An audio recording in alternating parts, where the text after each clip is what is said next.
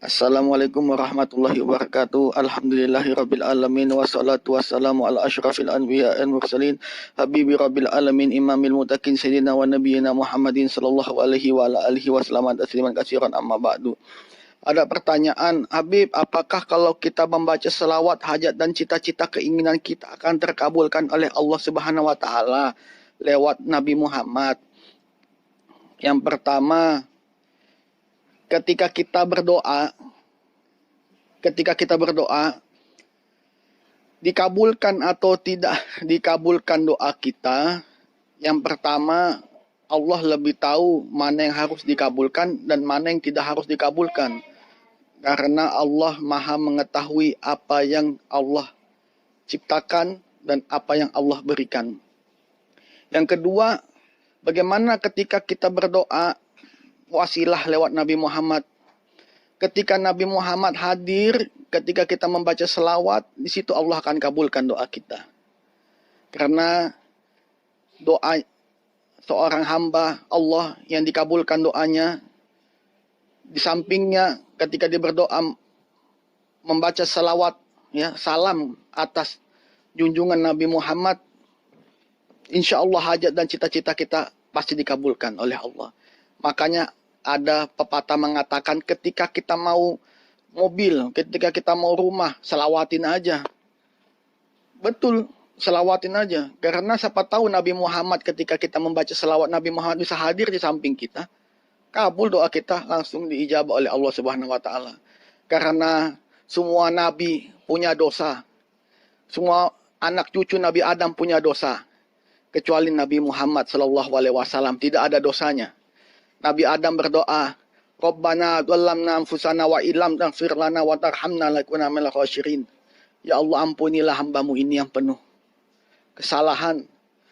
Nabi Yunus berdoa meninggalkan kaumnya karena sudah bosan, sudah capek untuk menasihati manusia.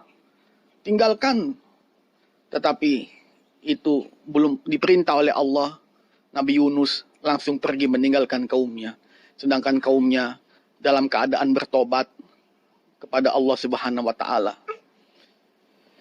Begitu pula nabi-nabi seterusnya. Semuanya mempunyai kesalahan kecuali Nabi Muhammad ini. Maka dari itu ketika Nabi Musa berdoa ingin menjadi umatnya Nabi Muhammad, karena kemuliaan yang kita miliki inilah menjadi umatnya Nabi Muhammad, itulah suatu kebanggaan. Maka dari itu jangan lepas daripada selawat kepada Nabi Muhammad. Kita harus ingat, kita berjumpa dengan Allah harus lewat tangannya Nabi Muhammad.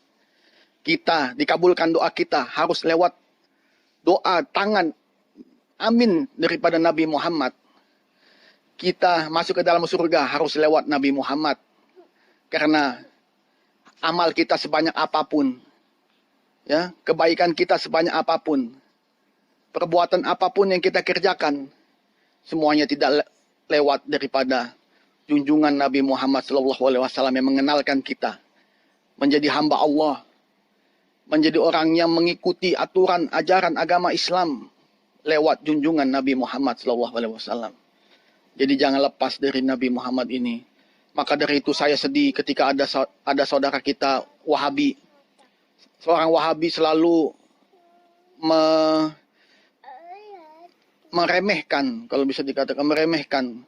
Oh, Nabi Muhammad itu orang biasa sama kayak kita. Selalu ada perkataan-perkataan meremehkan kepada Nabi Muhammad.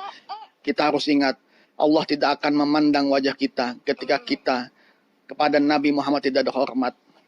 Dan orang yang tidak ada hormat kepada Nabi Muhammad, dan orang yang tidak tahu bersyukur, tempatnya bukan di dalam surga. Ibadahnya sia-sia, tidak diterima oleh Allah. Karena apa? Karena kesombongan yang dilakukan oleh iblis. Seperti itu, jangan sampai, maaf ustadz-ustadz Wahabi, jangan sampai mengikuti sifat meremehkan dan tidak ada hormat kepada Nabi Muhammad. Ada yang bilang maulid gimana? Nggak boleh maulid, kita berlebih-lebihan kepada Nabi Muhammad. Kita harus ingat, Allah tidak akan memandang wajah kita karena manusia penuh dengan dosa. Ingat, waktu muda kalian banyak dosanya. Siapa yang akan menolong? Allah tidak akan menengok wajah kita. tanpa lewat tangan Nabi Muhammad yang membawa kepada kita ke hadapan Allah untuk dimintai ampunan dan rahmat kasih sayangnya Allah. Lewat siapa? Lewat siapa? Lewat Nabi Muhammad sallallahu alaihi wasallam. Sekian dari saya, wabillahi taufik wal hidayat. Wassalamualaikum warahmatullahi wabarakatuh.